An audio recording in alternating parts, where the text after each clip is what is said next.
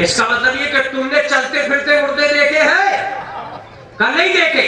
जो माँ बाप का एहतराम न करे, इस्लाम की निगाह में वो मुर्दा है, इसलिए कि एहसास खत्म हो चुका। जिसमें एहसास खत्म हो जाए वही मुर्दा। तो जरूरी नहीं है कि कब्रिस्तान की खबरें उठाओ से पहचानेंगे कि मुर्दे कौन है। दरवाजे खोलो, बहुत से मुर्दे निकलेंगे।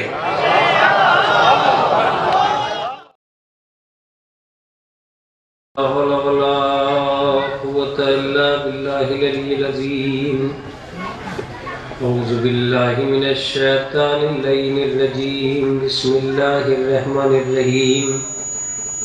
अल्हम्दुलिल्लाहि रब्बिल आलमीन वस्सलातु वस्सलाम अला अशरफिल अंबिया वल मुरसलीन अबिल कासिम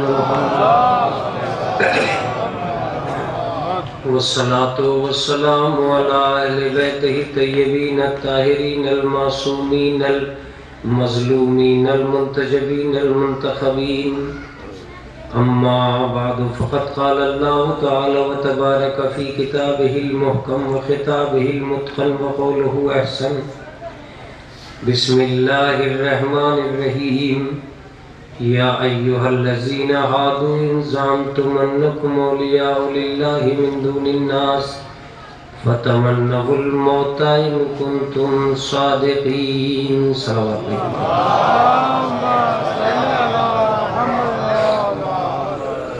हज़रात गिरामी क़द्र, कुरान मुक़द्दस ने इंसान को जहाँ जीने के असबाब सिखाए हैं, वहीं मौत के अतवार भी बताए हैं। कुरान मुक़द्दस ने ज़िंदगी और मौत दोनों पर इस तरह रोशनी डाली है कि इंसानियत का खेमा इस बात से इनकार नहीं कर सकता कि कुरान ने हमें जीना नहीं सिखाया और कुरान ने हमें मरना नहीं सिखाया। ये एक बड़ी अजीब व गरीब बात है कि दुनिया की हर किताब ने इंसान को शायद ज़िंदगी पे मुतवज्जे किया, मगर कुरान ने इंसान को मौत पर भी मुतवज्जे किया। या लफ्ज़ों को बदल के यूँ कह दिया जाए कि कुरान मजीद ने जहाँ ज़िंदगी की जुल्फ़ें संवारी हैं, वहाँ मौत का चेहरा भी निखारा है।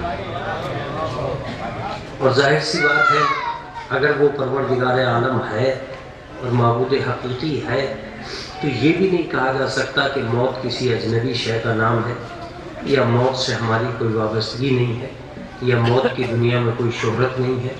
ये कुरान मजीद के ख़िलाफ़ एक आवाज़ तो हो सकती है, हकीकत नहीं हो सकती। हकीकत क्या है?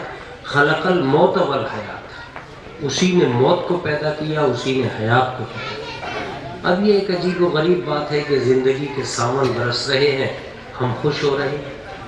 मौत की झपकी भी आ गई तो हम नाराज़ हो गए, जबकि अल्लाह ही ने मौत को पैदा किया और अल्लाह ही ने हयात को पैदा किया। जब दोनों का खालिक एक है, तो एक अच्छी कैसे हो गई, एक बुरी कैसे हो? एक अच्छी कैसे हो सकती है, एक बुरी कैसे हो सकती है? या तो ये कह लीजिए कि जिसे आप पसंद करें वो अच्छा है, जिसे नापसंद करें वो बुरा है। लेकिन मैं समझता हूँ कि इस समाज की सबसे बड़ी गलती यही हो रही है, ये कुरान के नाम पर कुरान के बाहर जी रहा है, कुरान के अंदर नहीं जी रहा। ये कुरान के नाम पर कुरान के बाहर जी रहा है, कुरान के अंदर नहीं जी रहा है। या तो यूं कह लीजिए कि ये कुरान के अंदर नहीं पहुंचा, या यूं कह लीजिए कि कुरान इनके अंदर नहीं पहुंचा। मैं ऐसे ही पढ़ता रहूंगा, वक्त पूरा हो जाएगा। एक सलवात पढ़े मोहम्मद वाले में।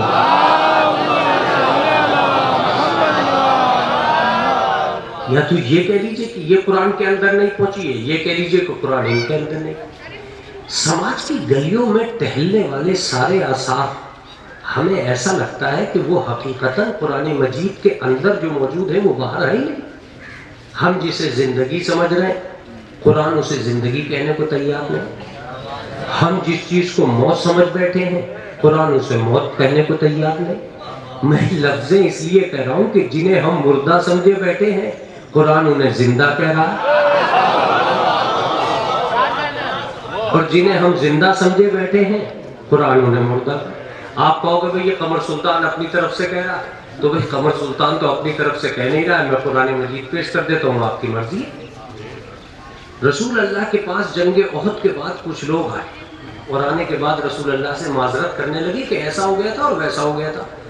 तो जब वो उज़्र माजरत करने लगे तो रसूल इस्लाम ने उनसे खिताब किया और कुरान मजीद की आयत आई। आयत सुनाकर महसूस करूंगा कि अपने मौजू पर रुकूं या खैबर पर पहुंच जाऊं। सलवात पढ़े मोहम्मद व आले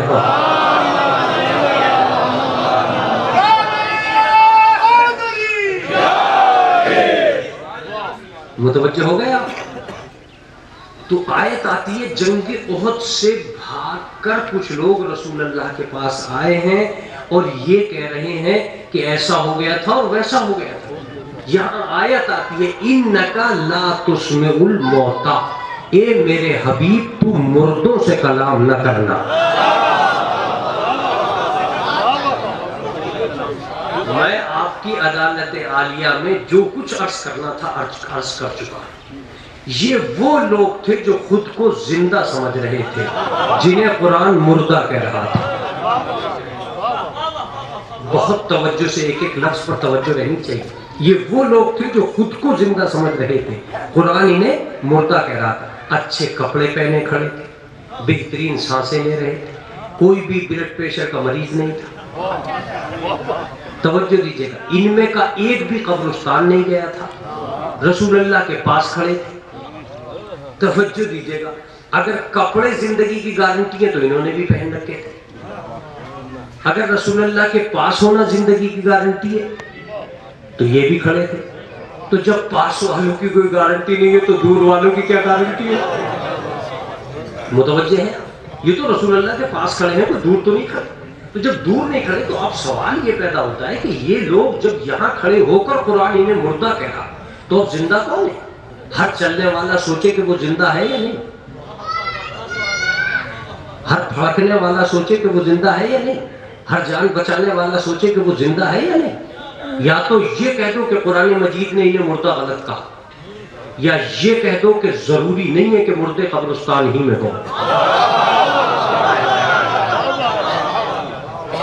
या ये कहो कि जरूरी नहीं है कि मुर्दे कब्रिस्तान ही में हो। ये भी हो सकता है कि मुर्दे अपने अपने मकान में हो।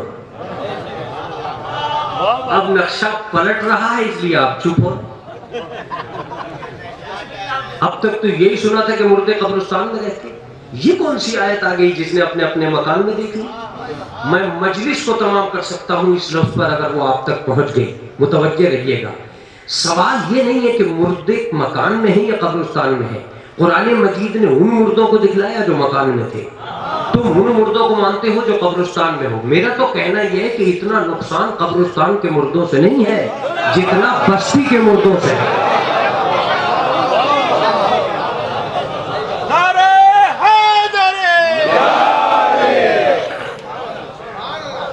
इतना नुकसान कब्रिस्तान के मुर्दों से नहीं हो रहा है जितना नुकसान बस्ती के मुर्दों से।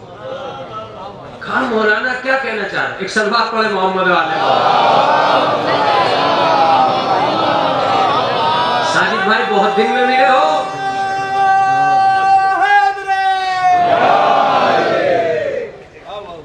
ये भिक्की तो इसलिए नहीं बुलाते कि इन्हें सुनना पड़ जाएगा। आज आ गए इत्तेफाक से, बिहारी में करीब आ गए। एक सलवात पढ़े मोहम्मद वाले।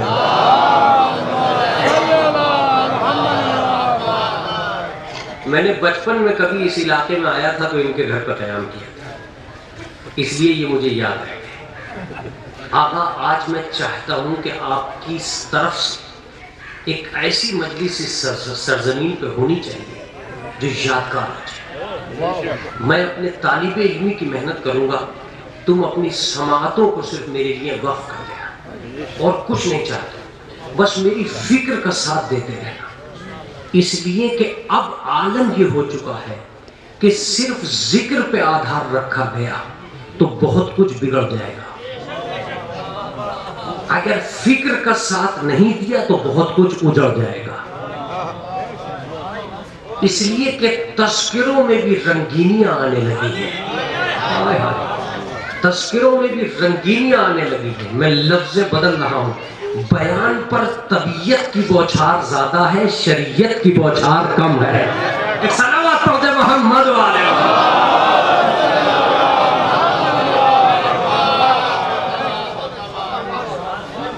इस दुनिया का आलम ये हो गया है कि ये अरमान के अंदर ज्यादा जी रहे हैं, कुरान के अंदर कम। इसलिए मैं ये बहस छेड़ रहा हूं आपके खिदमत आलिया में कि बस्ती के मुर्दे कब्रिस्तान के मुर्दों से अलग कुरान ने दिखलाया। टहलते हुए, भागते हुए, दौड़ते हुए लोग, कुरान ने कहा ला तुस्नुल मौता, तुम मुर्दों से कलाम न करना। इसका मतलब ये कि मुर्दे सिर्फ कब्रिस्तान ही में नहीं रहते। मुझे सच बताओ कि फातिहा किस पर पढ़नी चाहिए, कब्रिस्तान के मुर्दों पर या कुरान के मुर्दों पर? दूसरा लफ्ज कह रहा हूं, तिलकीन की जरूरत किसे है, कब्रिस्तान के मुर्दों को या बस्ती के मुर्दों को? एक लफ्ज है मेरा, अगर नहीं पहुंचा तो मौजू बदल जाएगा। जिस दिन कौम में बैठे हुए मुर्दे समझ में आ गए, उस दिन कौम जिंदा हो जाएगी।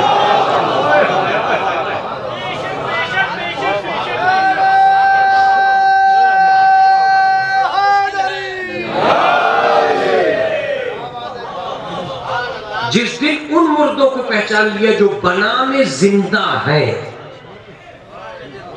जो बना में जिंदा है, उस दिन हकीकी कौम की जिंदगी बाहर निकल के सामने आ जाएगी। अब मैंने कुरान मजीद से कहा कि ऐसा क्या आफत आ गई है कि तुम ये कह रहे हो कि ये मुर्दे हैं? कहा मैं तुझे जिंदा भी दिखला। ला तहसबन्नल्लज़ीना क़ुतिलू फ़ी सबीलिल्लाहि अमवाता, खबरदार उन लोगों को मुर्दा न कहना जो हमारी राह में गर्दन कटा चुके। जरा सोचिएगा थोड़ी सी देर के लिए, जो कटे पड़े थे उन्हें कह दिया ये जिंदा है, और जो तले खड़े थे उन्हें कह दिया कि ये मुर्दा है। वजह क्या है? वजह ही कि जब तक तुम खुद को जिंदा समझ रहे हो, जिंदा नहीं हो। जिस दिन खुदा तुम्हें जिंदा समझेगा, जिस दिन तुम्हें खुदा जिंदा समझेगा, उस दिन तुम जिंदा हो, उस दिन जिंदगी निकल के आएगी। अब जो मैंने एक लफ्ज कहा था हुजूर, बड़ा अजीब और गरीब लफ्ज मेरे मुंह से निकल गया था और मैं उसे भूल नहीं पा रहा, कि मौत का एक अजीबो गरीब तसव्वुर ये कायम हो चुका है कि हम ये समझने लगे हैं कि वो मौत जिसे गलियां मौत कहती हैं वही मौत है। मैं कहता हूं कुरान ने इसे कभी मौत कहा ही नहीं, कुरान ने इसे कभी मौत नहीं कहा। आप महवे हैरत हो जाएंगे कि कुरान ने उस जिंदगी को जिसको आप मौत कर रहे हो उसे कभी मौत कहा ही नहीं। आपने एक मुर्दे को गुस्ल दिया, कफन दिया, कब्रिस्तान में दफना के आए, आप वहां से पलट आए कि बस खात्मा हो गया, मसला खत्म। कुरान कहता है सवाल ही, ये दो जिंदगियां हैं, इसमें फना का सवाल कहां से आया? मैंने कहा था कि मैं मुश्किल मरहले में हूं, आपकी समातों का साथ रहना जरूरी है।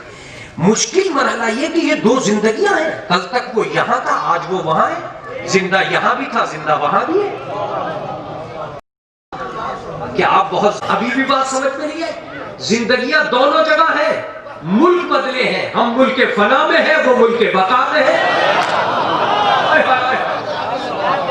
अब भी बात समझ में नहीं आई तो मैं तफसील पेश कर देता हूं। अब जरा मुतवज्जे होकर सुनिएगा तो तफसील पेश कर देता हूं। जिंदगी वहां भी है, जिंदगी यहां भी, सवाल यहां भी थे, सवाल वहां भी, जवाब यहां भी थे, जवाब वहां भी, रिश्तेदार यहां भी थे, रिश्तेदार वहां भी, आबादियां यहां की बढ़ रही थी मकान की शक्ल में, वहां की बढ़ रही थी कब्र की शक्ल में। वो तो बच्चे रहिएगा, यहां भी आवाज आ रही थी, यहां सुनो, वहां भी आ रही थी इस्माइल खान, अरे सलावत भेजते मोहम्मद वाले, क्या बात है? दोनों जिंदगियों की दलील है।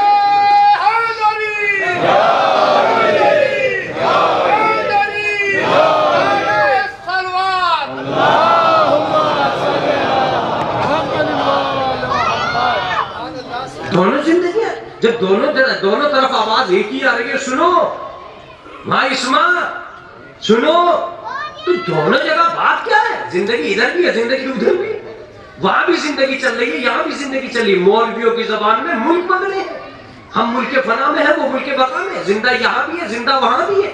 अब मेरा जुमला सुनिएगा, हाँ फर्क है तो इतना, कुछ खबर के इधर है, कुछ खबर के उधर है, बस फर्क इतना है कि ये जिंदगी माल के बल पे चलती है, वो जिंदगी अमाल के बल पे।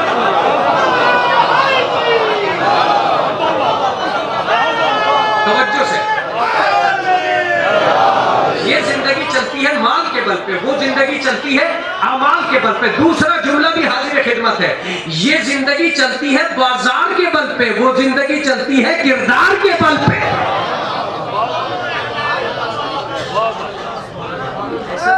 हम तो दफन कराए खत्म हो गया।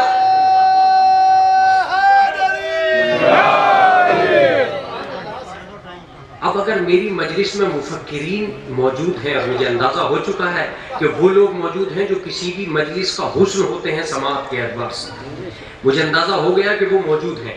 लिहाजा अब मैं यहाँ अपनी मौलवियत को बाहर लाऊंगा और आपके सामने रखूंगा। मौलवियत की एक तड़प है कि वो इस जिंदगी को साबित कर सके जो कब्र के उधर है,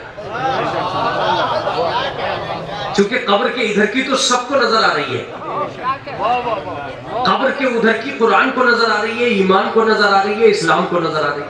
उस पे ही यकीन नहीं हो पा रहा है कि उधर कौन जिंदा है कौन जिंदा नहीं है। तो कुछ कब्र के इधर जिंदा है, कुछ कब्र के उधर, फर्क कुछ नहीं है। कल तक हम में था तो हम पूछ रहे थे तुम कैसे, अब फरिश्ते पूछ रहे तुम कैसे, अब फरिश्ते पूछ रहे तुम कैसे। बस एक बात तय करो कि मौत किसे कहते हैं। तो सुनो, एक सलवात पढ़ दे मोहम्मद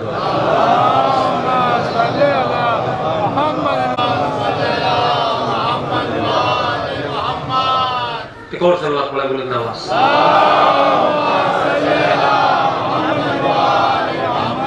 जितनी देर मुझसे हुई है उतनी तेज पढ़ूंगा, बस फर्क इतना है कि आप समझते चले जाए, मुतवज्जे रहिएगा। तो कुछ कब्र के इधर है, कुछ कब्र के उधर। जिस चीज को तुम मौत कह रहे हो उस पर मोहरे लगा रहे हो कि फना हो गया, खत्म हो गया। क्या चीज मिटी है तुमने सोचा ही? मौत अगर कुछ बिगाड़ सकी है किसी का तो इतना कि उसका जिस्म खत्म कर दिया। मौत जिंदगी को खत्म नहीं कर सकती। अरे मैंने कहा था कि मैं चैलेंज के साथ साथ मजलिस चाहता हूं, मुतवज्जे रहिएगा। मौत जो कुछ बिगाड़ रही है जिस्म का बिगाड़ रही है, जिंदगी का कुछ नहीं बिगाड़ सकती। इसलिए कि लफ्ज़ जिंदगी मोहताज जिस्म है ही नहीं। अरे मैं तो चाह रहा हूं कि मेरे बच्चे तक ये बात पहुंचे। लफ्ज़ जिंदगी मोहताज जिस्म है ही नहीं, इसलिए कि अगर लफ्ज़ जिंदगी मोहताज जिस्म होता तो अल्लाह बगैर जिस्म के जिंदा ना होता। कितनी हिम्मत है आप में, कितनी हिम्मत है आप में, ये देखना चाहता हूं मजलिस के एतबार से। ये बात किसी को यकीन में नहीं आ रही थी, कोई सच नहीं मान रहा था कि बगैर जिस्म के भी जिंदगी है। हुसैन ने नौ के नेज़ा पे तिलावत कर दी। करीब आते जा रहे हैं आप, करीब आते जा रहे हैं आप। हुसैन ने नौ के नेज़ा पे तिलावत कर दी और शिमर से बरजस्ता कहा कि शिमर तूने सर काटा है, जिंदगी नहीं काटी है।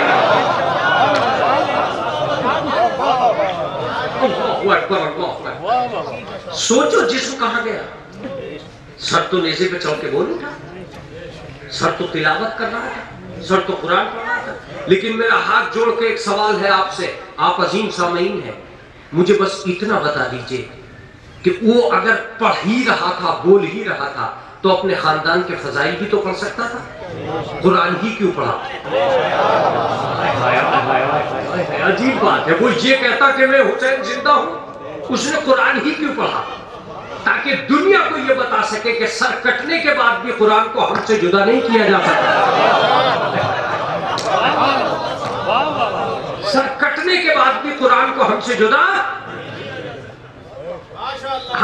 नहीं किया जा सकता। दो आदमियों ने दुनिया में अनोखा कुरान पढ़ा है, एक अली ने नाजिल होने से पहले पढ़ा और एक हुसैन ने सर कटने के बाद पढ़ा। मैंने अली से पूछा तुमने क्यों पढ़ा? जब जब लोग कुरान पढ़ेंगे समझ में आना चाहिए कि कौन छुपी हुई किताब से पढ़ता है, कौन छपी हुई किताब से पढ़ता है। हाँ, आहिस्ता आहिस्ता बेदार हो रहे आप। कौन छपी हुई किताब से पढ़ रहा है, कौन छुपी हुई किताब से पढ़ रहा है। जब हुसैन ने पढ़ा तो मैंने कहा आपने क्यों पढ़ा? कहा पढ़ा इसलिए है कि दुनिया में ये बात साबित हो जाए कि हाफिज़ान होते हैं मुहाफिज़ान।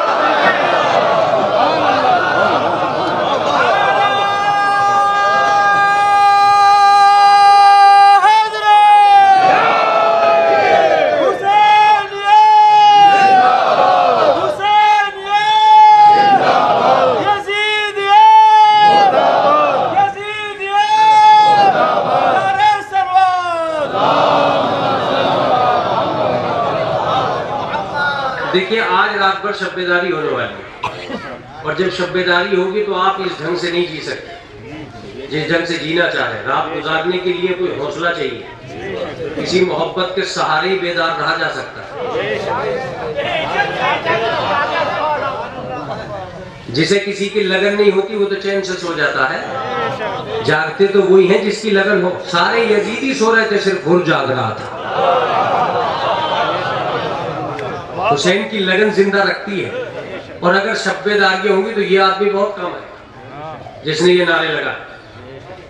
मैं ऐसा भी नहीं हूं कि आपको ये कह के चला जाऊं कि साहब नारे वारे मत लगाया करो। मैं उनमें से हूं जिसमें ये कहूंगा कि नारे लगाते रहो, इसलिए कि पता तो चले ये बेदार कौम है। मुतवज्जे रहिएगा। और अब जो जुमला आ रहा है वो आपकी तर्जुमानी करेगा। तुम्हें खुद अंदाजा नहीं है कि क्या तरकीब है आजादारी की। आजादारी की जो तरकीब रखी गई है वो बेहतरीन है। नारी की दो सूरतें होती हैं, एक अपनों की तरफ जाता है, एक दुश्मनों की तरफ जाता है। अरे बात ही खत्म हो गई, बात ही खत्म हो गई। नारा जब लगाया जाता तो दुश्मन का दिल हिल जाता है, दोस्त का दिल मिल जाता है। बेटे मोहम्मद वाले मोहम्मद। नहीं, मैं ऐसा नहीं है कि मैं जारहाना तफसीर करूंगा, मैं उसकी जारहाना तफसीर नहीं करूंगा, आलिमाना तफसीर करूंगा। जारहाना तफसीर मेरे बस की नहीं है, वरना मैं अभी नारे लगवा देता। बस मैं तुम्हें मुबारकबाद देता हूं कि तुम्हें मुबारक हो, नारे लगाओ। इसलिए कि कम से कम तुम्हारे पास नारा लगाने के लिए नाम तो है। वो कौन क्या नारा लगाएगी जिसका नारा लगाने के लिए उसके पास कोई आबा और जात में नाम ही नहीं है। अब पता नहीं मैं क्या कहता हूं, आप क्या समझते?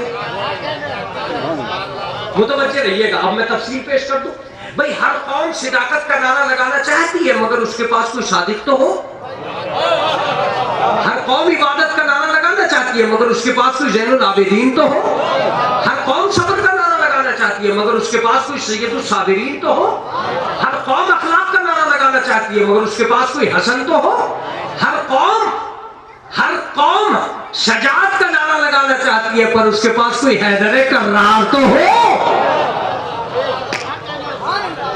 अगर हैदर करार हो गई नहीं तो नारा कौन लगाएगा? जाहिर सी बात है, जिसके आबा और अजदाद में मैदान में रुकने की हिम्मत ही ना हो,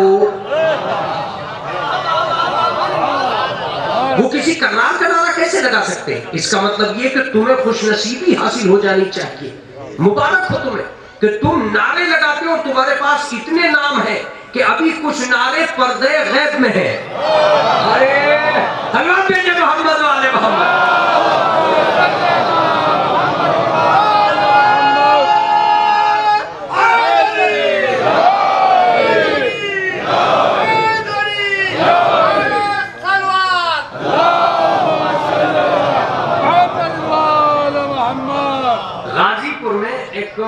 हमारी मुलाकात, बल्कि मैंने बाकायदा तौर पर मुलाकात की उनसे।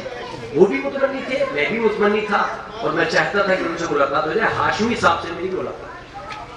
हाशमी साहब अहले सुन्नत के बहुत बड़े आलिम दीन और बहुत ज़्यादा खिताबत में मशहूर है। जब मेरी उनसे मुलाकात हुई तो उन्होंने कहा, एक तोहफा मैं तुम्हें देता हूँ, तुम मेरी तरफ से मजलिसों में पढ़ना। मैंने कहा, भाई हाशमी साहब आप अपने तोहफे को खुद जो पढ़े? बोले मैं तो पढ़ी ना, पर तुम अगर मुसलमान हो तो मेरा ये तोहफा मेरी कौम को जरूर सुनाना। मैंने कहा, भाई वो क्या तोहफा हो सकता है? कहा कि नारा लगते ही पता चलता है कि कौम कौन सी है। आखिर तक जुड़ जाइएगा, कौम कौन सी है नारा लगते ही पता चल जाता है। मैंने कहा, भाई ये कैसे कह रहे हैं आप, कैसे पता चल जाता है? बोले मैं तफसीर बता। तुम नारा, पहला नारा लगाते हो नारा तकबीर, इसके याद करने की तो जरूरत नहीं है। जवाब क्या आता है? अल्लाहु अकबर। फौरन सामने वाले को पता चल जाता है कि पूरे मजमे में कोई मुशरिक नहीं है। बहुत दूर की सोच लीजिए, पूरे मजमे में कोई मुशरिक नहीं है। दूसरा नारा आप लगाते हो नारा रिसालत, जवाब आता है या रसूल अल्लाह। फौरन सामने वाले को पता चल जाता है पूरे मजमे में कोई काफिर नहीं है। तीसरा नारा लगाते हो नारा हैदरी, जवाब आता है या अली। अंदाजा हो जाता है कोई मुनाफिक नहीं है। सलावत भेजे मोहम्मद वाले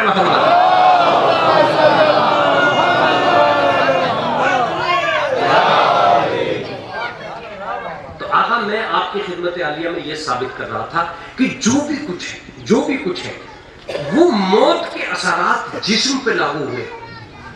जिस्म कहाँ चला गया, किधर चला गया, कैसे मिट गया, खत्म हो गया, इससे क्या बहस है। वो जिंदा कल भी था, जिंदा आज भी, इसलिए कि जिस्म के बगैर भी जिंदगी है।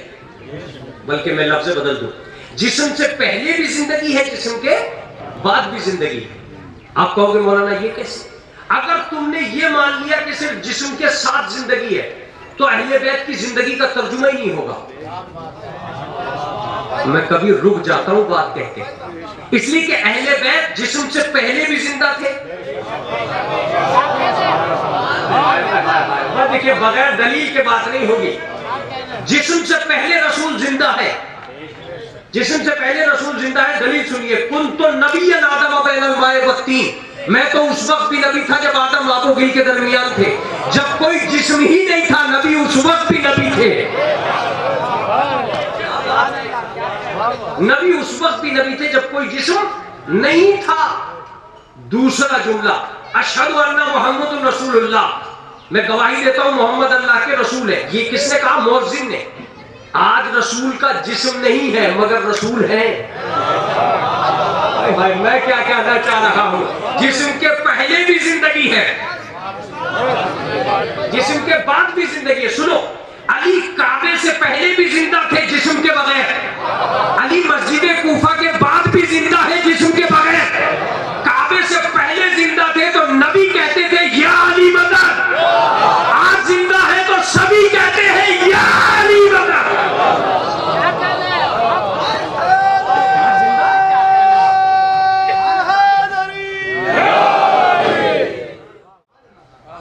आज जिंदा है कि नहीं है? फातिमा जिंदा है बगैर जिस्म के, हसन जिंदा है बगैर जिस्म के, हुसैन जिंदा है बगैर जिस्म के, इसलिए कि ये जिंदगी मोहताजे जिस्म नहीं है। आप कहोगे मौलाना हम भी कभी जिंदा थे बगैर जिस्म। आप जिंदा थे वरना हज न करने जाते। जब जनाबे इब्राहिम आवाज दे रहे थे काबे पे खड़े होके कि हाजियों हज को आ जाओ, तो कोई भी हाजी ना था। आज सब जाके कह रहे हैं हम हाजी नहीं। ये हाजिर कैसे हो गए? अल्लाह बुलाने आया था क्या? अल्लाह ने नहीं बुलाया था। पैगंबर ने जो आवाज दी थी वो रूहों को सुनाई गई। उस वक्त जिस्म नहीं थे मगर सुना। अजीब बात है, पैगंबर की आवाज सुन ली, तिलकीन की आवाज नहीं सुनी। अल्लाह भेजे मोहम्मद वाले मोहम्मद।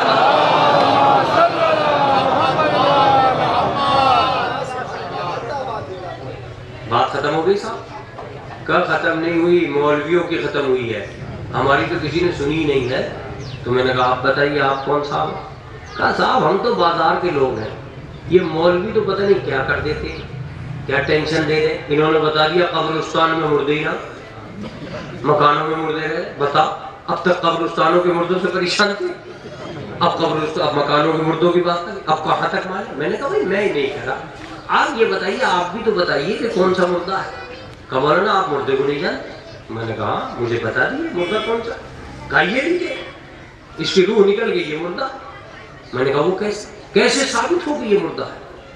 कहा मौलाना इसकी दो अलामत है, मरने के बाद आदमी में एहसास नहीं रहता। मैं तो मजलिस पढ़ चुका, आपकी अपनी मर्जी। मैंने कहा इसका मतलब ये कि जब आदमी बेहिस हो जाए वो मुर्दा है।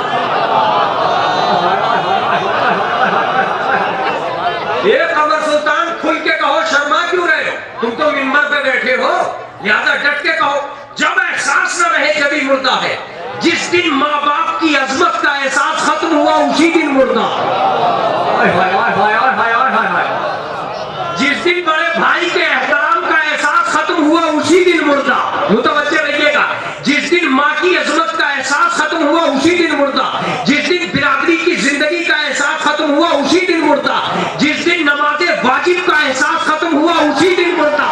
अरे नहीं गौर फरमा रहे आप, तवज्जो नहीं दे रहे। जिस दिन नमाज़े वाजिब का एहसास खत्म हुआ उसी दिन मुर्दा। लफ्ज़ सुनते रहिएगा, जब एहसास खत्म हो जाए तभी मुर्दा है। इसका मतलब यह है कि बेहिस होकर कब्र में लेट जाए या बिस्तर पे लेट जाए।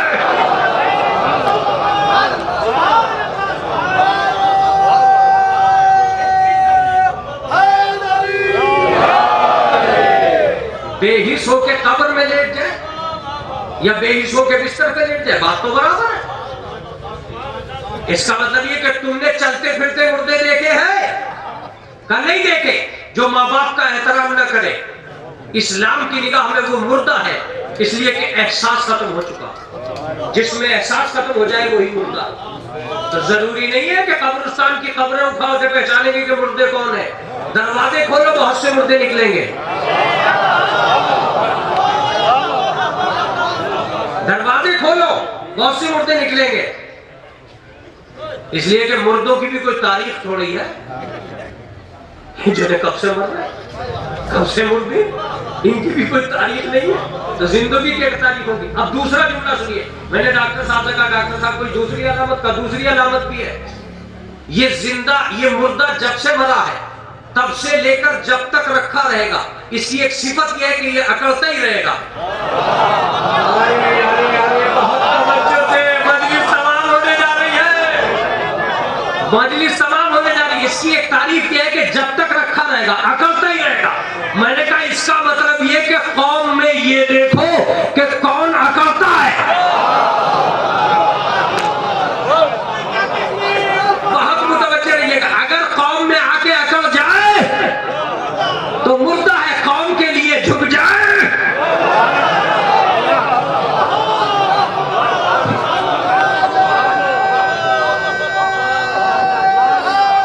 बहुत तवज्जो से एक एक जुमला मुतवज्जो होकर सुनिएगा। इसका मतलब यह है कि वो जो मीर साहब ठाटदार कपड़े पहनकर अकड़े हुए आ रहे थे, ये कोई जिंदा नहीं टहल रहा था, ये मुर्दा था जो गुरूर और तकब्बुर की मैयत लिए गलियों में आ गया था। गुरूर और तकब्बुर की मैयत लिए गलियों में टहला था।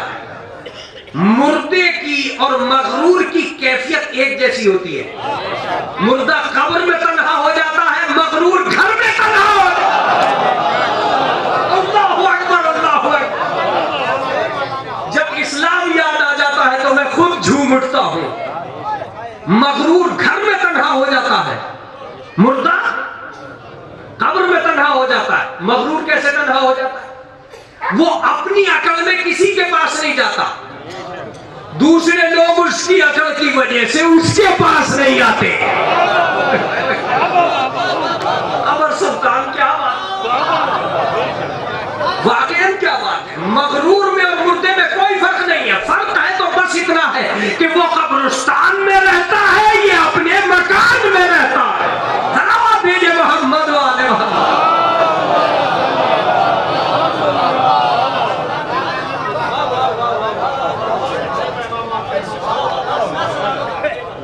मैं तीसरी अलामत की तरफ जा रहा हूं। तीसरी अलामत क्या है? कहा चलो उठाओ बिस्मिल्लाह, ला इलाहा इल्लल्लाह। मैंने कहा भाई क्या हुआ? कहा पहचानो ये मुर्दा है जो 4 आदमियों के कांधे पे जा रहा है। मैंने कहा तुम सही कह रहे हो, मुर्दा वही है जो दूसरों पे बोझ बन जाए।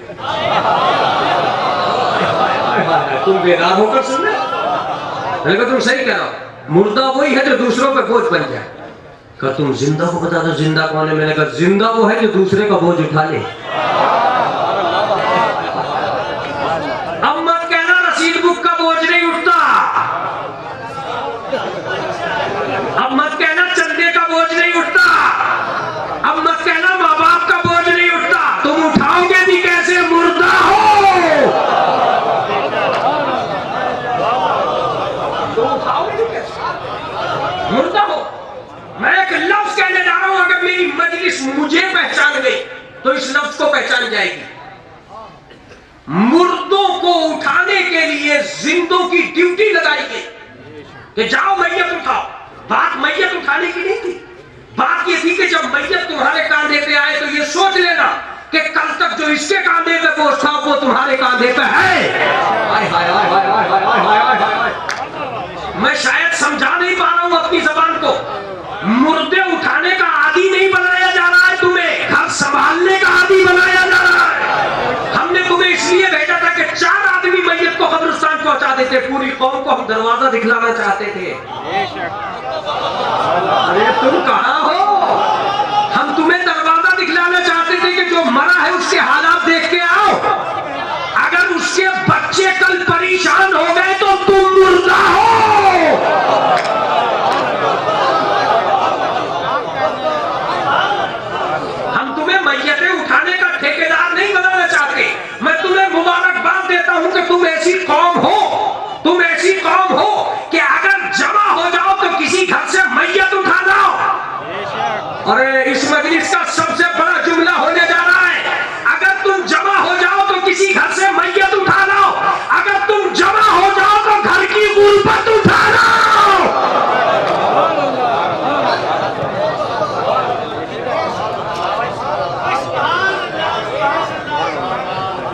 तुम जमाई कब हुए? इसका मतलब यह है कि तुम गए ला इलाहा इल्लल्लाह मुहम्मद रसूलुल्लाह सवाब कमा के चले। सवाब कमाने थोड़े भेजा था, 4 आदमी भेज देते सवाब तो पूरा हो जाता, क्योंकि वाजिब किफाई है।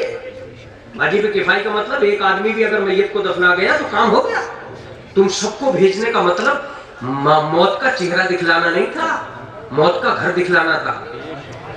हमने तुम्हें इसलिए भेजा था, और अब अगर तुम भूल रहे थे तो हमने स्वयं में बुलाया। हाय हाय हाय, कि हो सकता है कि अचानक से गए हो, गली भूल गए हो, लिहाजा स्वयं में आ जाओ।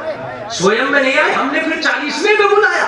तुम ये अंदाजा ही नहीं लगा सके कि ये घर खाने के काबिल है कि खिलाने के काबिल है। अरे मैंने क्या जुमला कहा। तुम ये अंदाजा ही नहीं लगा सके कि ये घर खाने के काबिल है कि खिलाने के काबिल है। मैयतें भी कोई ऐसी चीज होती है जो उठाई जाए? मैयतें उठाने नहीं भेजा था, उसका बोझ उठाने भेजा था। हमने एक कब्र बनाने के लिए तुमसे मुट्ठी मुट्ठी मट्टी डलवाई, तो तशरों को हुक्म दे देते। लेकिन हमने मुट्ठी मुट्ठी इसलिए कहा कि जब मैयत का मकान बने तो तुम्हारी शिरकत जरूरी है। अगर किसी गुर्बत का मकान बने, कितने घंटों में कब्र बन गई तुम सोचना। किसी गरीब का मकान भी बन सकता था अगर तुम ऐसे ही जमा हो जाते। ऐसा मोहम्मद वाले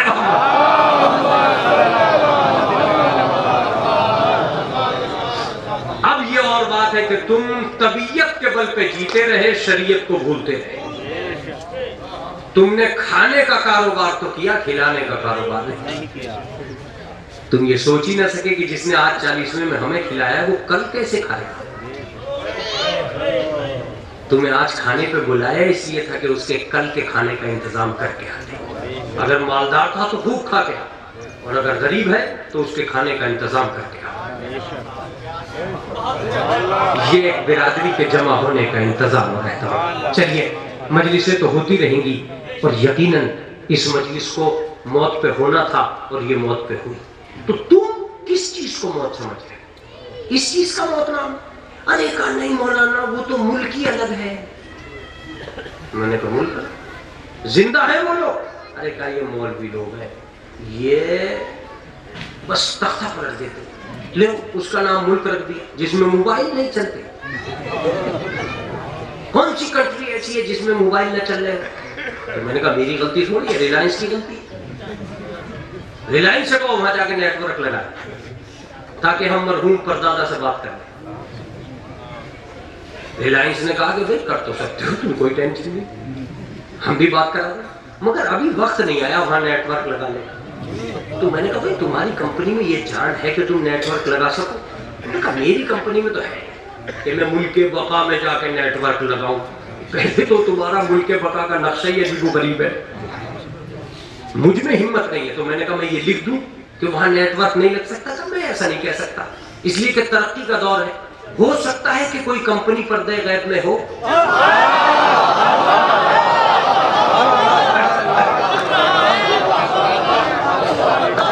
कितनी आसानी से बात हो गई, कितनी आसानी से बात हो सकता है कि कोई कंपनी पर्दे गैब में हो। मैंने पर्दे गैब का लफ्ज सुना सा लगा। जब सुना सा लगा तो मैं आया, एक जगह नारे लग रहे थे पर्दे गैब के। मैंने कहा भाई तुम पर्दे गैब किसे कहते हो? कहा साहब एक आदमी है जो आएगा, एक शख्स है जो आएगा, एक जात है जो आएगी। मैंने कहा वो करेंगे क्या? कहा जिस दिन आएंगे 2 मुल्कों के हालात एक जैसे हो जाएंगे। आप बेदार हो गए हैं माशाल्लाह। 2 मुल्कों के हालात एक जैसे हो जाएंगे। जिस तरह लोग मकानों से निकलेंगे वैसे ही कब्रिस्तानों से निकलेंगे।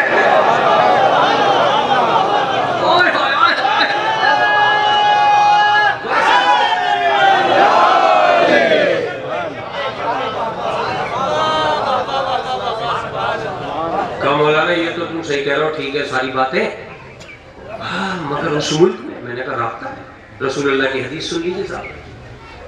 रसूलुल्लाह की हदीस से पहले एक बात कहते हैं, अगर कब्र के बाद जिंदगी का सवाल नहीं होता तो जियारत पे खर्चा ही नहीं होता। आप माशाल्लाह मुतवज्जो हो, जियारत पे कोई खर्चा नहीं होता। जियारत के माना जानते हो क्या है? जियारत का मतलब है मुलाकात को जाना। हम जियारत करने जा रहे हैं, कहां? नजफ। अब किससे मुलाकात करने जा रहे हो जब वो मजार में? हम जियारत करने जा रहे हैं करबला जब वो मजार में, तो किससे मुलाकात करने जा रहे हैं?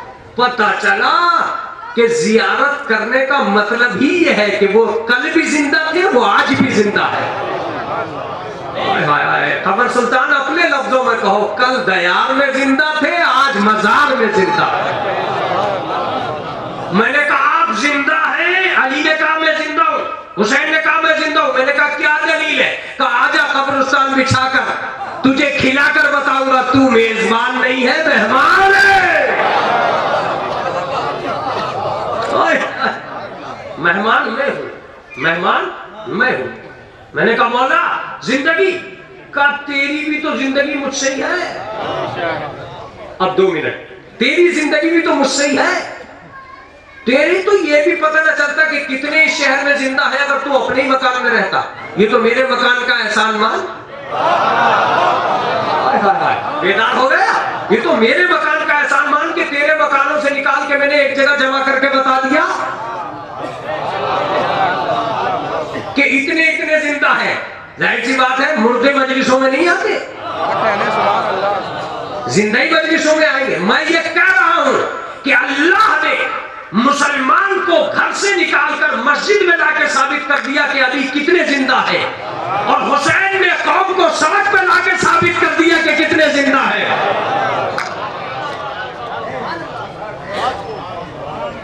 बहुत तवज्जो से सुनिएगा, एहसान मानिएगा हुसैन का, एहसान मानिएगा हुसैन का कि हुसैन ने तहजीब ऐसी बना दी है कि तुम तबीयत के बल पे जी ही नहीं सकते। रंग बदल दिए, मिजाज बदल दिए, ढंग बदल दिए, सोचने के अंदाज बदल दिए। हद ये हो गई कि काले कपड़ों में कौम को उजागर कर दिया। मेरा जुमला नहीं पहुंचा, मेरा जुमला नहीं पहुंचा। काले कपड़ों में भी कोई पहचाना जाएगा? मेरा लफ्ज सुनिए, लोग कलरदार कपड़े पहन के नहीं पहचाने गए। चंद मिनट देना मुझे, लोग कलरदार कपड़े पहन के नहीं पहचाने गए। तुम्हें काले कपड़ों में हुसैन ने पहचानवा दिया। ऐसा भी कोई पैदा नहीं होगा जिसने अपनी तहजीब तुम्हें देकर सारी दुनिया में पहचानवाया। और हद ये कर दी कि काले कपड़े पहनाए, काले धंधों में नाम नहीं आने दिया।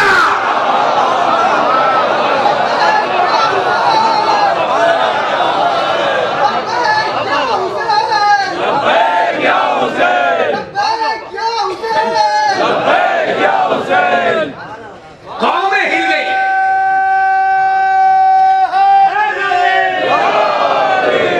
क्या लफ्ज मुझे याद आ गया है, दुनिया हंसकर उस मकाम पे नहीं पहुंची जहां तुम रोकर पहुंच गए।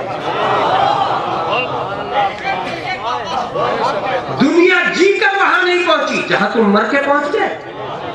कितने जी रहे हैं वो नहीं पहचाने जा रहे, जितने मर गए वो पहचाने जा रहे हैं। एहसान मानो हुसैन का कि हुसैन अलैहिस्सलाम ने तुम्हें एक सबक आमोज जिंदगी दी थी। तो अपने मकानों के मगरूर ऐवानों में घुट के मर जाते अगर हुसैन का मकान न होता। हुसैन ने तुम्हारी तहजीब को अपनी तहजीब से हमागोश करके जब तुम्हें यहां से पलटाया तो अंदाज बदल चुका था। साल भर जिस कौम के जहन में जमा करने का शौक होता है, 2 महीने उसी कौम के जहन में लुटाने का शौक होता है। सोचो थोड़ी सी देर के। मैं एक लफ्ज कहता हूं कि अगर कभी तुम्हें जिंदगी की भीख मांगनी पड़ जाए तो इस सारी दुनिया से अपील करना कि एक आदमी ऐसा लाओ जो जिस्म को जिंदगी से जोड़ने का आदी है। सिवाय अहले बैत के तुम्हें कोई नहीं मिलेगा।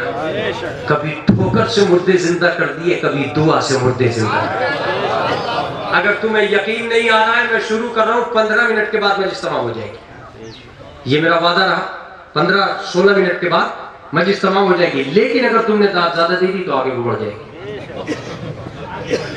मैं एक वाकया शुरू कर रहा हूं और वाकया कितनी जल्दी जल्दी पढ़ूंगा तुम्हें अंदाजा हो जाएगा। किताबें अलग होती हैं लेकिन वाकये की शोहरत अलग होती है। मैं शोहरत का पढ़ रहा हूं, किताबों की जरूरत नहीं है उस वाकये में। कुछ झूठे लोग एक झूठी मैयत लेकर सच्चे इमाम के पास आए। बेदार हो, तैयार हो, कुछ झूठे लोग झूठी मैयत लेकर सच्चे इमाम के पास, ये लीजिए हुजूर ये मैयत है। सरकार ने देखा, हाँ क्या चाहते हो? कहा नमाज़े मैयत पढ़ा दीजिए। कहा पूरे शहर में ऐसा भी कोई नहीं है क्या?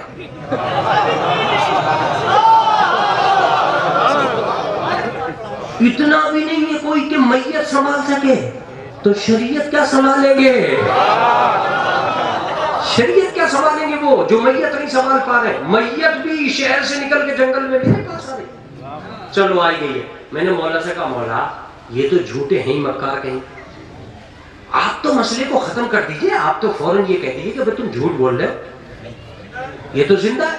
कहा तू नहीं जानता, अगर मैंने यही कह दिया कि ये जिंदा है तो वाकई में ये तो पता चलेगा कि मुर्दा कौन है जिंदा कौन है। मैं तो वाकई को आगे बढ़ाऊंगा और ये भी पता चलाऊंगा कि आज मजबूर कौन है, मोजिज़नुमा कौन है। मेरी बात पहुंची। इत्तफाक़ वक्त यह है कि खिताबत आदि हो गई है चीख के पढ़ने की। सलवात भेजे मोहम्मद वाले मोहम्मद।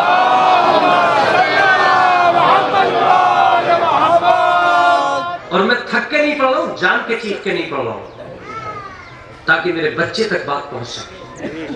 अली अलैहिस्सलाम ने कहा ठीक है भाई ले आए हो, सामान अच्छा है रखो, क्या चाहते हो?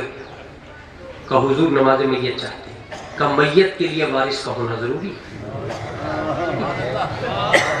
ये बताओ इस मैयत का कोई वारिस है? कहा वारिस औरत है, मर्द तो नहीं है। तो मौला मुस्कुराए और मुस्कुरा के चुप हो। मैंने मौला से कहा मौला आप मुस्कुराए क्यों? कहा किराए की मैयतें लाकर साबित कर रहे हैं कि औरतें वारिस होती हैं।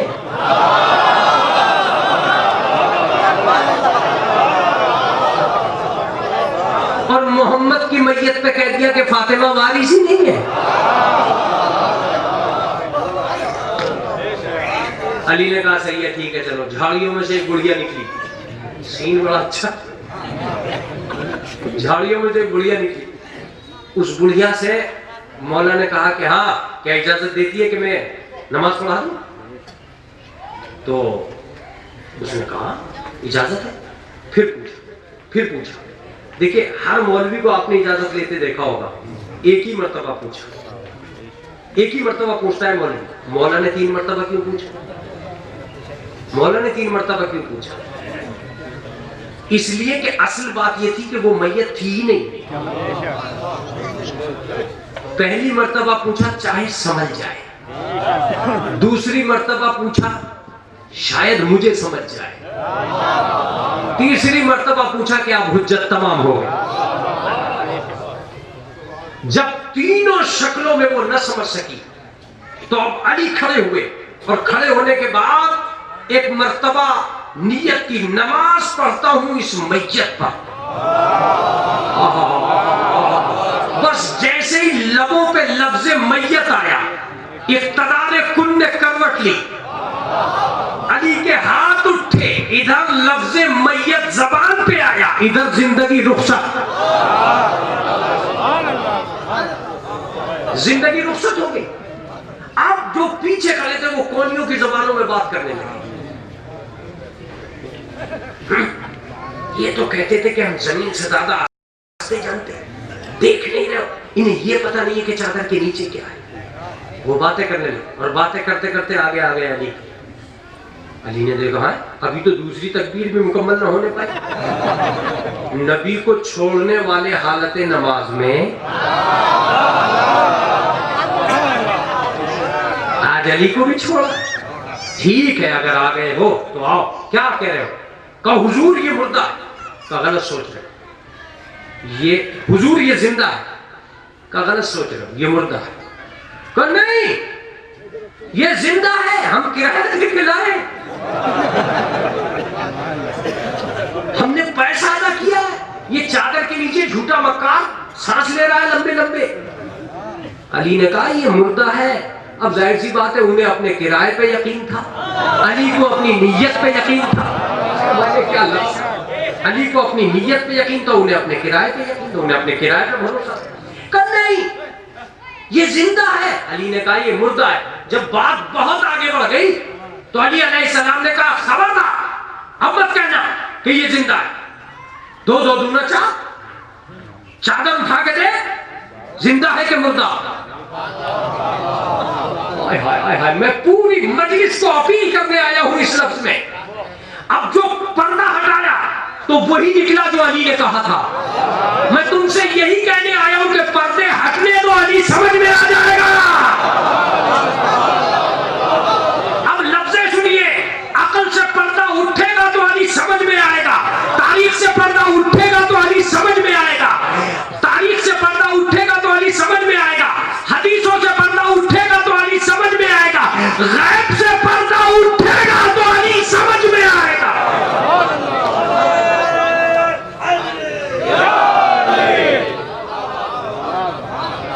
अली इसलिए समझ में नहीं आ रहा है कि अकल पे पर्दा पड़ा है, आंखों पे पर्दा पड़ा है, फिक्र पे पर्दा पड़ा।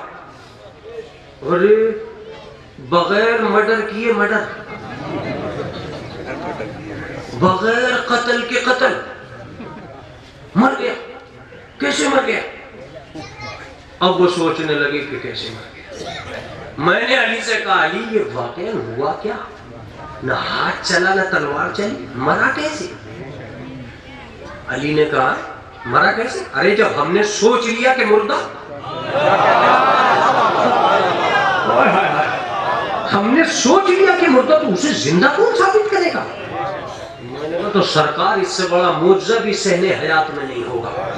आप तो रुखसत हो जाइए, मैं कह दूंगा कि बगैर मर्डर किए, बगैर कत्ल किए, बगैर तलवार चलाए मुर्दा, ये मर गया। कहा हमने सोच लिया। मैंने कहा अली फिर खामा खा मैदान जंग में जाते थे आप, लश्कर के सामने जाके खड़े हुए और कह दिया मुर्दे, सब मुर्दे हो जाते, उंगली उठाते। कहा अच्छा तू ये समझ रहा है कि मैं उन्हें मारने जाया करता था? तो मैंने कहा मारने नहीं जाते तो फिर मैदान में जाते क्यों थे? भाई जाते तो इसीलिए थे।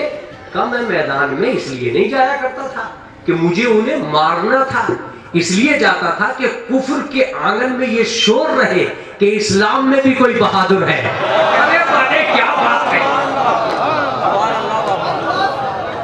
कुफ्र के आंगन में ये शोर रहना चाहिए कि इस्लाम की आगोश में भी एक बहादुर पलता है जिसे अली कहते हैं। मैंने कहा हो आप अपनी बहादुरी का सिक्का जमाने जाते थे वहां? कहा बिल्कुल, मैं बहादुरी का सिक्का ही जमाने जाता था, वरना काफिरों के बहादुर मशहूर होते। इस्लाम के बहादुर को तो पता भी नहीं चलता।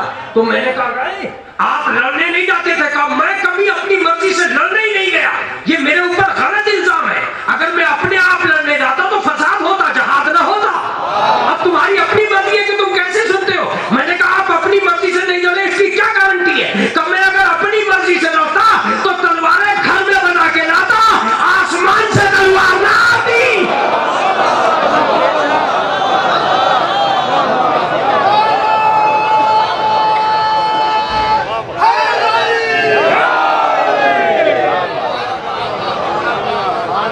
अब जाहिर सी बात है आसमान से तलवार हलवा बनाने तो नहीं आती।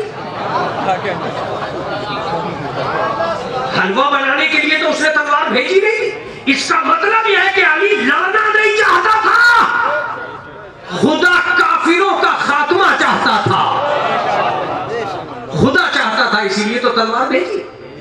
अब ये और बात है कि आसमान की चीज जब अली के हाथ में आई तो दुनिया कहने लगी अम्मा ये तलवार की भी बड़ी बड़ी तारीफें करते हैं, ये कहते हैं कि तलवार नस्लें देख के चलती थी।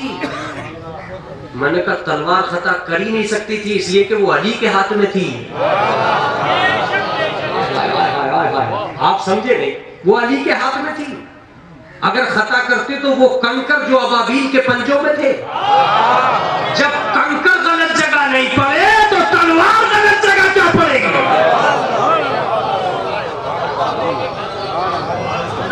कंकर गलत जगह नहीं पड़े तो तलवार गलत जगह क्या पड़ेगी? हाँ मैं ये कह सकता हूं कि अबाबील और कंकर में एक बुनियादी सिफत ये थी कि वो सिपाही भी यहीं के थे, हथियार भी यहीं के थे, मगर अली तो सिपाही भी वही का है, असलहा भी वही का।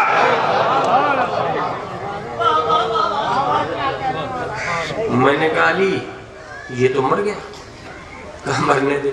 और जैसे ही वो मरा इन सब के पैरों तले तो जमीन निकल गई। हम अच्छा खासा किराया दे के जिंदा लाए थे, चादर के नीचे पता ना क्या घोटाला हुआ, क्या हो गया, ये तो मर गया। अब वो खिसकने लगे। मैंने कहा भाई रुको, तशरीफ रखो।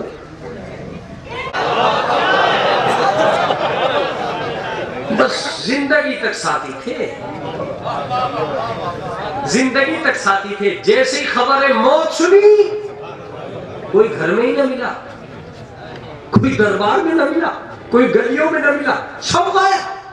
ओहो, मैंने कहा मैयतें छोड़ के जाने के पुराने आदि हो तुम, मुर्दों के पास नहीं रुकते? कहा बिल्कुल नहीं। मैंने अली से कहा अली आप भी चले जाइए, काम तो हो चुका।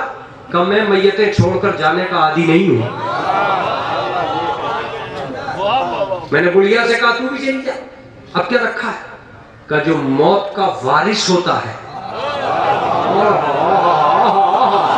जो मैयत का वारिस होता है, वो कभी मैयत छोड़ के नहीं जाता। तो मैंने कहा आप करेगी क्या? कहा जो कुछ करना है मुझे करना है, मेरा बेटा है। आगे बढ़ी और आगे बढ़ने के बाद अली से मिली और अली से मिलके कहती है अली जिंदा लेके आई थी, जिंदा लेके जाओगी? मौला ने पूछा तुझे कैसे यकीन हो गया कि मैं जिंदा भी करूंगा? क्या जिसके होंठों की जुम्बिश ने इसे मुर्दा बनाया, जिसके होंठों की जुम्बिश ने इसे मुर्दा बनाया, वही इसे जिंदा कर सकता है। अली ने कहा अगर तुझे इतना बड़ा यकीन है तो ये लगी ठोकर, वो उठा मुर्दा। बेटे मोहम्मद वाले मोहम्मद,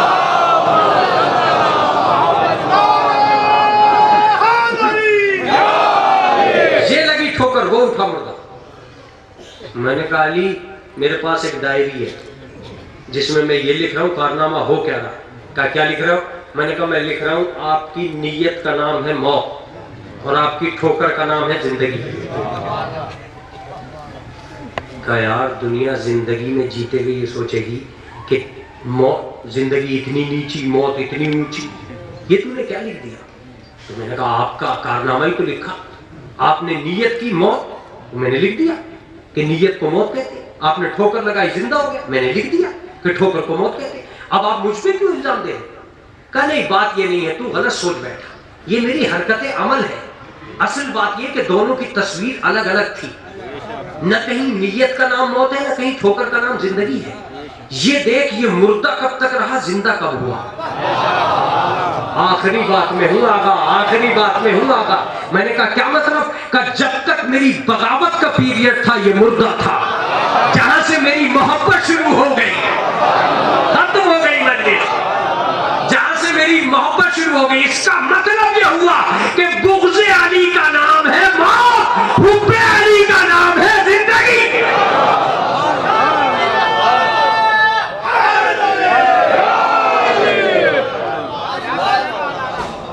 बुग़्ज़े अली को मौत कहते हैं, हुब्बे अली को जिंदगी है। तो अगर बुग़्ज़े अली मकान में है तो मुर्दा है, हुब्बे अली कब्रिस्तान में है। इसी जिंदगी को ढूंढते ढूंढते सीरिया में कुछ लोगों ने हुज्र बिन अदी की कब्र जा खोदी और जब जिस्म देखा तो पीछे को गिर पड़े। जिसका जिस्म ही नहीं मिटा उसकी जिंदगी क्या मिटेगी? तवज्जो देते रहिएगा। इसी जिंदगी को ढूंढते ढूंढते कुछ लोगों ने हुर की कब्र जा खोदी। अब जो रूमाल खोला तो ताजा खून जारी हो गया। जिसका गुलाम इतना जिंदा है उसके इमाम की हालत क्या होगी? इसी जिंदगी को ढूंढते ढूंढते बगदादी करबला जा पहुंचा। आवाज आई आजा। इतना तो तेरा लश्कर भी नहीं है जितने मेरे जब्बार टहल रहे। अगर सारा लश्कर लाइन से लगा दिया तो लब्बैक या हुसैन कह के कुचलते चले जाएगा। यजीद की बेहतरीन हार तो आज हो रही है, यजीद की बेहतरीन हार तो आज हो रही है। यजीद एक ही दफा लश्कर बुला के रह गया, हुसैन हर साल ज़ायरीन बुला रहा है। हुसैन हर साल ज़ायरीन बुला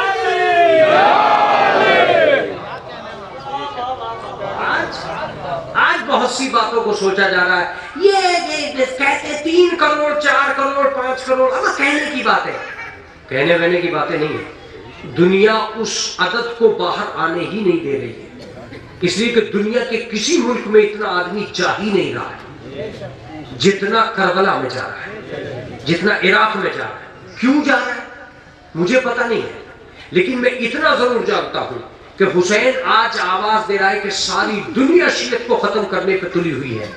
मैं सारी दुनिया को चैलेंज कर रहा हूं कि हुसैन हर साल चेहलुम में बुला के बताते हैं तुमने मिटाए कितने हैं, हमने बुलाए कितने हैं।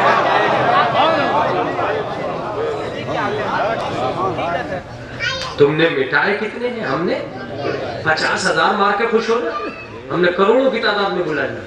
अब ये कहना अरे वो इतनी सी जगह में इतने करोड़ कैसे आ गए, और फिर आ गए तो उनके खाने पीने का इंतजाम किया। इन एतराजात पर कभी भी गौर न कीजिए। ये तो ये भी कहते हैं कि मजलिसों में फरिश्ते आते हैं, किसने देखा? मैं कहता हूं हाँ ये बात सच है कि मजलिसों में फरिश्ते आते हैं, किसी ने नहीं देखा, मगर कौन कौन मजलिस में आता है फरिश्तों ने देखा।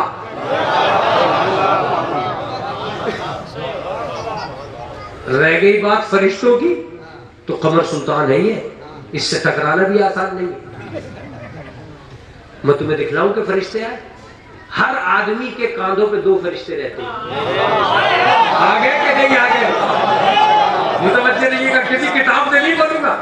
किरामन कातिबैन, किरामन कातिबैन का मतलब 2 फरिश्ते जो अच्छाई और बुराई लिख रहे हैं, दोनों हैं। तो आदमी आया 1, फरिश्ते आए 2। आदमी आए 1000, फरिश्ते आए 2000। तल्ला भेजे मोहम्मद वाले तो बच्चे आदमी आए 1000, फरिश्ते आए 2000। और अगर तुम्हारे पास कोई साबुन ऐसा है जो कांधों के फरिश्तों को छुड़ा सको तो छुड़ा दो, और अगर कोई ऐनक ऐसी है जो दूसरे के फरिश्तों को देख सको तो दिखा दो। तो जब तुम्हें अपने कांधों के ही फरिश्ते नहीं दिखे तो मजलिस के फरिश्ते क्या दिखेंगे? तो मौलाना 1 करोड़ लोगों का खाना भी कोई टेंशन है। अरे मैंने कहा सुनो, ये कौन दौलत पे नहीं जीती, बरकत पे जी रही है। अगर दौलत के भरोसे जिया करती तो चेलुम भी बंद कर देती। ये जो आज तक चेलुम कर करके दुनिया को खिला रहे हैं, ये दौलत के भरोसे नहीं खिलाते, बरकत पे खिला रहे हैं। और कब से खिला रहे हैं, अब तक तो फकीर हुए नहीं। फिर भी दुनिया में जाके देखो, खाने वालों का फहरिस्त में नाम नहीं है, खिलाने वालों का है। हम तो नियाज और नजर के नाम पे खिला सके, मगर वो जाहिर सी बात है, वो अपने आदमियों की फातिहा क्या दिलाएंगे जो इमाम की नियाज न दिला सके। हमने कभी नियाज को नहीं बुलाया तो हम फातिहा को कैसे बुला दे? हम अपने आदमी को जिंदा मान रहे, जिंदा मान रहे। रसूल अल्लाह ने फरमाया था, मन ज़ारनी मय्यतन कमन ज़ारनी हय्यन, जिसने मेरी मरने के बाद कब्र की जियारत की वो ऐसे है जैसे जिंदगी में उसने मुझसे मुलाकात की। हम किसी के मकान पे जाके सलाम करते हैं, अस्सलामु अलैका या अहले बैत, ऐ घर वाले तुझ पे मेरा सलाम। ऐसे ही हम कब्रों पे भी सलाम करते हैं, अस्सलामु अलैकुम या अहले कुबूर, ऐ कब्र वालों तुम पे मेरा सलाम। तो हम तो मानते हैं कि वो जिंदा है। रसूलुल्लाह फरमाते हैं कि जिस तरह जिंदा आदमी तुम्हारे गिफ्ट से खुश होता है, ऐसे ही मुर्दा आदमी तुम्हारी फातिहा से खुश होता है। हमने उस जिंदगी को जिंदगी माना। अब रह गई ये बात कि इतने करोड़ कहां से आ गए, क्या आ गए। मैं एक वाकया 2 मिनट में सुना देता हूँ, सलवात पढ़ दीजिए मोहम्मद।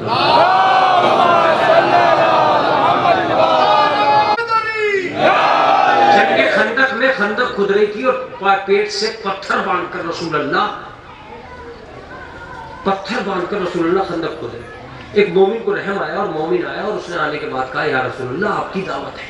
इसके खेमे में 4 आदमियों का खेमा था और इसके खेमे में सिर्फ 3 आदमियों के खाने की बराबर खाना था। तो इसने सोचा 2 तो हम मियां बीवी हो गए, एक रसूलुल्लाह को जमा करना। गया रसूलुल्लाह को शाम को बुला के लाया। जब रसूलुल्लाह के पास गए, या रसूलुल्लाह तशरीफ ले चले, दस्तरखान आमादा। रसूल ने कहा बिल्कुल ठीक है। रसूलुल्लाह खड़े हुए और रसूल ने खड़े होकर कहा, अली लश्कर से कह दो कि हम फला आदमी के खेमे में खाना खाने जा रहे हैं। कभी चेहलुमों में आती हुई भीड़ को देखिएगा कि वो बरकत पे जी रही है या दौलत पे जी रही है। मुतवज्जे रहिएगा, बरकत एक ऐसी शय होती है कि जो जिस कौम के हाथ लग जाए वो खिलाने पर तुल जाती है। ये कभी ऐसा नहीं हो सकता कि ये खत्म हो जाएंगे। ये खुद कौम बरकत है, इसलिए कि लोग मिटाते जा रहे हैं, ये फिर भी उभरती जा रही है। ये कौम बरकत। अब मुतवज्जे रहिएगा, लश्कर पीछे पीछे रसूलुल्लाह आ गया, मगर वो जिसने दावत की थी वो ना आस में था ना पड़ोस में था, रंग पीला पड़ गया। हाय रे, मैंने ये 3 आदमियों का खाना, 300 आदमियों का लश्कर, छोटा सा खेमा, सब उधर ही गुजारे। जब खेमे के करीब पहुंच गए तो रसूलुल्लाह ने देखा, कहां गया भाई? मालूम वहां खड़ा है। हुजूर, बोले खेमे में जाओ, हमारे आने की खबर करो। गया, हाफता कांपता अंदर। अरे गजब हो गया। बीवी बोली, क्या गजब हो गया? बोले, मैं तो रसूलुल्लाह को बुला के ला रहा था, रसूलुल्लाह पूरे लश्कर को बुला रहा है। अच्छा, रसूलुल्लाह पूरे लश्कर को बुला रहा है? तो बीवी ने कहा, घबराता क्यों? तूने तो सिर्फ रसूल की दावत की है, बाकी की दावत रसूल ने की है।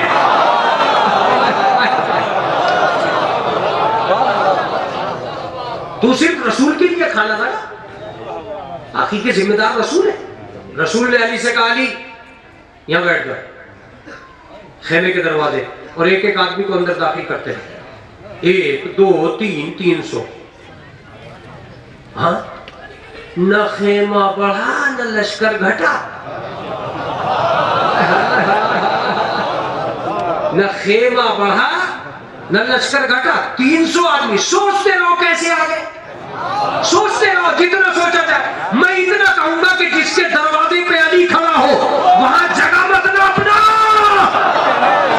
कितने आ गए? अली कहीं और नहीं रहता है, उसी नजफ में रहता है। अब मत सोचना इतनी करबला से इतने कैसे आ गए। जो छोटे से खेमे में 300 आदमियों को दाखिल कर दे, न खेमा बढ़ा न लश्कर घटा। अब करबला में 3 करोड़ कैसे आ गए? सोचते रहो। इसलिए कि तुम्हारी अक्ल तुम्हारे पास है, अली का कमाल अली के पास है। धन्यवाद भेजे मोहम्मद वाले मोहम्मद।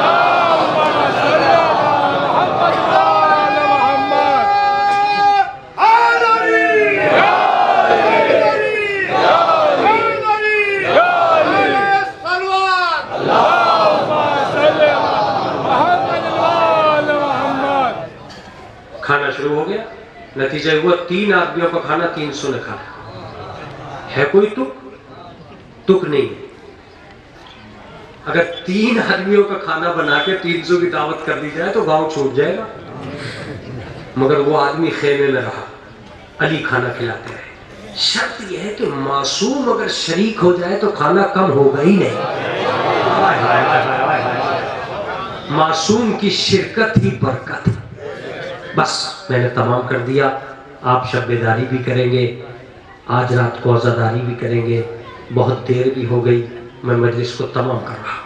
ये चेहलुम के दिन है, चेहलुम के दिन, और तुम एक 40वें में बैठे हो।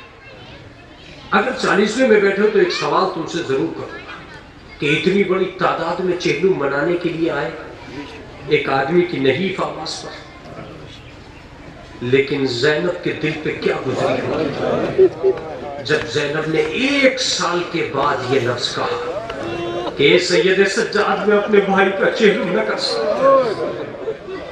अजीजों, अगर तुम में हिम्मत हो तो थोड़ी सी देर के लिए इस डूबते सूरज पर अपने आप को करबला पहुंचा देना। जब ये सूरज करबला में डूब रहा था तो फातिमा का चांद घोड़े से जमीन की तरफ आया। ये डूबता सूरज करबला में अजीब व गरीब था। मैं जानता हूँ कि मुहर्रम में भी तुम्हें इमाम हुसैन के मसाइब सुनने का मौका नहीं आता। मैं तुमसे एक अपील करता हूँ कि अहले बैत को याद करके रोया करो, तो एहसास किया करो कि कैसे रोना चाहिए।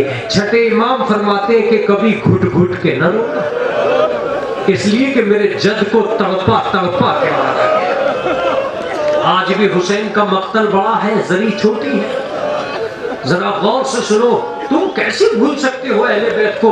अगर मैं मजलिस तमाम कर देता हूं कभी कभी इन जुमलों पर जो मैं आपके सामने अर्ज कर रहा हूं, कि अहले बैत के घर में 3 बेटियां मशहूर हुई, फातिमा, ज़ैनब कुबरा, जनाब सकीना।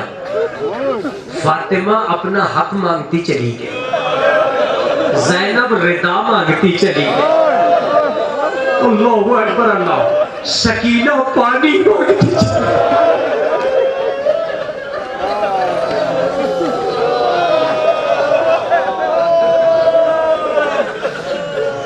तुमने फुर्सत क्या?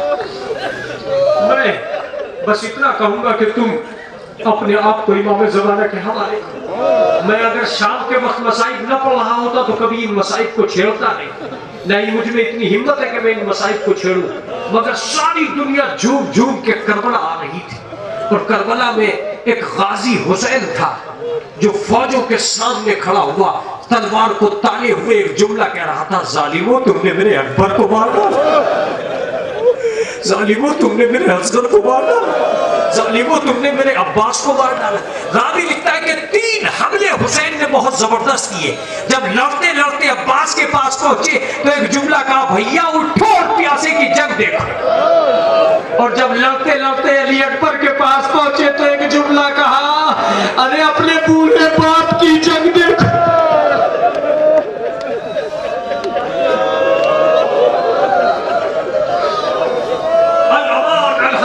आवाजें आने लगी। अल-अमान अल-हफीज की आवाजों को आना था कि एक आवाज गूंजी, या अय्युहन नफ्सुल मुतमइन्ना तुरजी इला रब्बिका राज़ियतन मर्ज़िया। ए हुसैन, खुदा तुझसे राजी है। बस इतना कहना था कि हुसैन ने तलवार को आगोश नियाम में रखा। तलवार का रखना था कि भागी हुई फौजें पलट आई। जिसके हाथ में जो आ रहा था वो मेरे इमाम पे बरसा रहा था, यहां तक कि जब तीर आते थे तो हुसैन तीरों को निकालते थे। जब पत्थर आते थे तो मुझसे एक जुमला कहते थे, या अली बदर।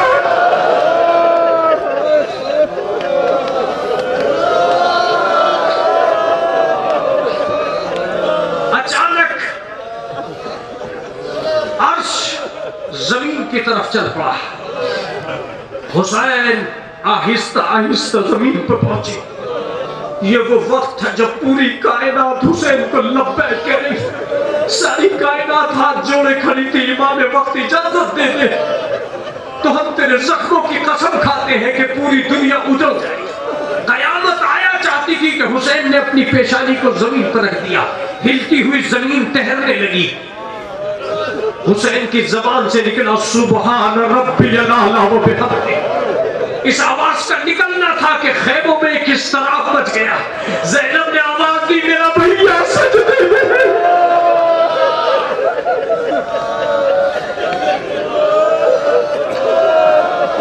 इस डूबते सूरज का हक अदा कर देना। मैं कभी ऐसे मसाइल नहीं पढ़ता, लेकिन आज कोशिश कर रहा हूं कि शाम के वक्त मजलिस पढ़ रहा हूं, लिहाजा आप तक ये जुमले पहुंचा सकूं। छठे इमाम फरमाते हैं कि मेरे जग जब जमीन पर पहुंचे तो आसमान पर अंबिया की सतह लग गई। अचानक से फिजाओं से हुसैन को सलाम हुए। पहला सलाम हुआ, सलाम अलैका या अबा अब्दुल्लाह। हुसैन ने अपनी खून भरी कोहनियों को जमीन पे टेका। आवाज दी, कौन है जो हमें सलाम कर रहा है? एक आवाज आई, मौला जाफर जिन आया।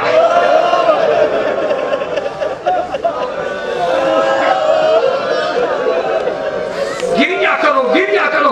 मौला आवाज आई, मौला जाफर जिन आया।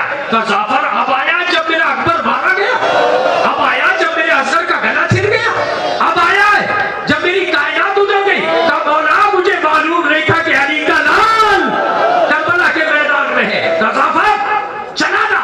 तो मौला नहीं जाऊंगा, तलवार मुझे दो, दुश्मनों से मुकाबला करूंगा, तुम्हें बचा कर लेके जाऊंगा। काम में बचना नहीं चाहता। ये जाफर अली अकबर को खोने के बाद मेरी जिंदगी, अब्बास को खोने के बाद मेरी जिंदगी। जाफर मैं तुझे हुक्म देता हूं कि चला जा। का मौला तलवार दे दो। का तलवार नहीं दे सकता, इसलिए कि ये जिनों की लड़ाई नहीं है, ये इंसानों की लड़ाई है। जाफर चला जा। का मौला क्यों? का मेरा कटता हुआ सर तो देखेगा, मगर जब ज़ैनब का सर खुलेगा।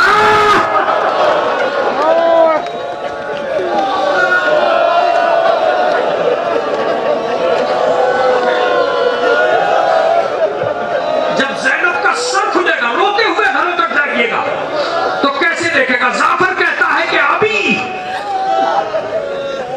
मैं सरहदे करबला को पार कर रहा था कि मैंने अजीब मंजर देखा। अचानक इमाम फरमाते हैं कि हुसैन को दूसरा सलाम हुआ, अस्सलाम वालेकुम या अबा अब्दुल्लाह। इमाम ने फरमाया आप कौन है? का फितरुस फरिश्ता आया। अल्लाहु अकबर, गिरिया करो, ये गिरने का वक्त है। फितरुस फरिश्ता आया है। का फितरुस क्यों आया? का मौला कल मैं जख्मी था, आज आप जख्मी है। का फितरुस क्या मेरे ऊपर रहम आ गया? का मौला 4000 फरिश्तों के साथ आया हूं, आपकी मदद करूंगा, अल्लाह से इजाजत लेके आया हूं। का इजाजत है तुझे, मगर लड़ने की इजाजत नहीं है। इसी करबला में तवाफ करके इस्तगफार करना और उन्हें बख्श देना जो मेरे ऊपर आंसू बहाएंगे।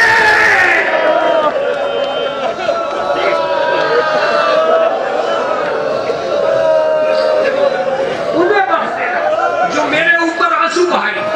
अचानक हुसैन की नजर सफे अंबिया पे पड़ी। आदम, नूह, मूसा, ईसा, याया, जकरिया सब ने सलाम किया हुसैन को।